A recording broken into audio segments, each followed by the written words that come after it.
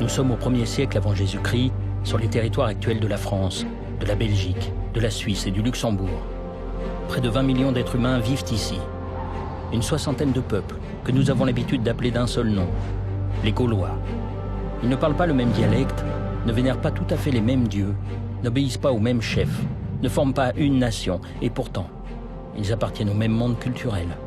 Parmi eux, les Éduins, les Sénons, les Carnutes, les Arvernes.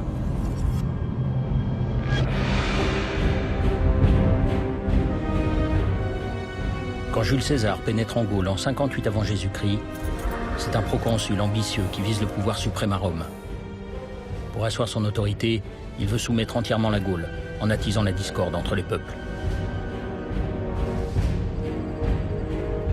Face à lui, Vercingétorix, ce jeune chef audacieux, rêve, lui, de rassembler les peuples gaulois. Les Gaulois n'ont pas laissé de traces écrites. Le seul récit de leur guerre contre César est de la main de César lui-même. Il décrit ses adversaires comme cruels et redoutables. Excellente façon de se faire valoir. Pendant longtemps, les historiens n'ont pas remis en question cette version officielle.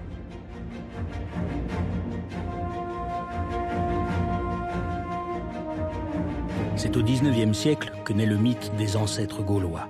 Guerriers moustachus unis contre l'envahisseur, amateurs de banquets arrosés, de potions magiques, adorateurs de Toutatis et de druides au pouvoir mystérieux.